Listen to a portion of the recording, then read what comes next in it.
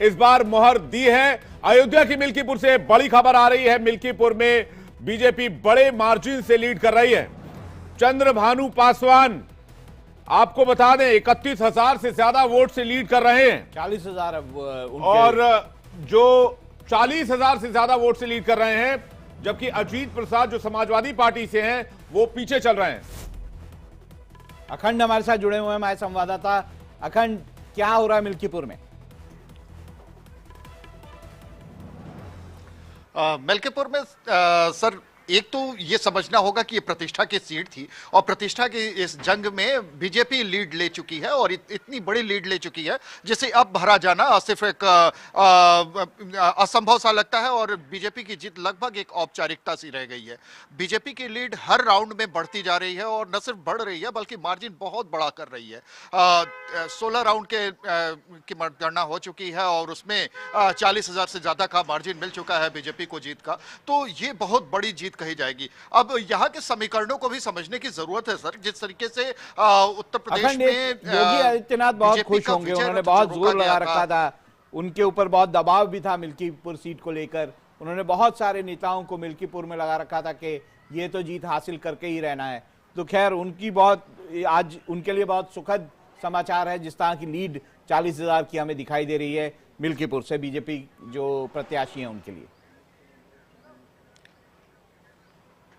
बिल्कुल सर, ये बीजेपी के लिए बहुत बड़ी जीत है, लेकिन योगी आदित्यनाथ के लिए बतौर मुख्यमंत्री ये संजीवनी का काम करने वाली है। ऐसे वक्त में जब उनके ऊपर बहुत सारे निशाने साधे जा रहे हों, ऐसे वक्त में जब 2024 का लोकसभा चुनाव बीजेपी हार चुकी हो और बीजेपी में खास तौर पे मुख्यमंत्री योगी आदित्यनाथ को टारगेट करने की कोशिश हो रही हो, उस समय उन्होंने जिस तरीके से चुनाव प्रबंधन कराया, जिस तरीके से अपने मंत्रियों को लगाया, 6 मंत्रियों को उन्होंने जमीन पे उतारा सिर्फ एक मिल्कीपुर सीट के लिए, 40 विधायकों को लगाया जो अलग अलग जाति वर्ग समूह से आते हैं, उनको वहां पे लगाया, जमीनी समीकरणों को साधने की कोशिश की। और दूसरी तरफ जो समाजवादी पार्टी के वो नेता थे जो आज समाजवादी पार्टी में हाशिए पे चले गए थे, उनको भी बीजेपी के साथ लाने में उन्होंने भूमिका निभाई। तो ऐसे में बहुत सारी चीजें एक साथ काम की हैं और जिसकी वजह से ये जो मार्जिन दिखाई देता है, जहां अवधेश प्रसाद सिर्फ 6 महीने पहले हुए विधानसभा लोकसभा चुनाव में अपनी जीत को लेकर जिस तरीके से प्रचारित कर रहे थे, समाजवादी पार्टी और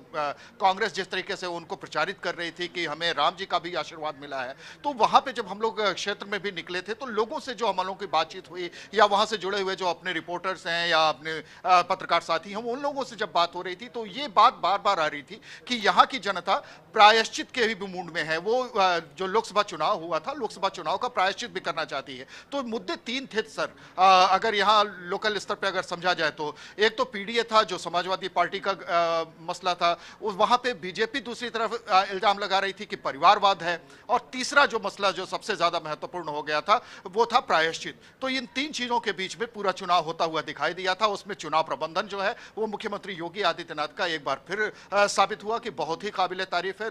इसके पहले 9 सीटों पर हुए उपचुनाव में भी उन्होंने जबरदस्त कामयाबी हासिल की थी। जो सीसा मऊ और करहल सीट पे किसी तरीके से समाजवादी पार्टी जीती थी, उसमें भी मार्जिन बहुत ज्यादा घट के आ गया था, यहां तक कि 70% तक मार्जिन कम हो गया था। तो इससे यह पता चलता है कि जो योगी आदित्यनाथ ने जिस तरीके से कमान संभाली है बतौर मुख्यमंत्री, लोकसभा चुनावों के बाद जो उनकी भूमिका जो और सुदृढ़ नेता के तौर पे उभरी है, वो और ज्यादा निखरती चली जा रही है।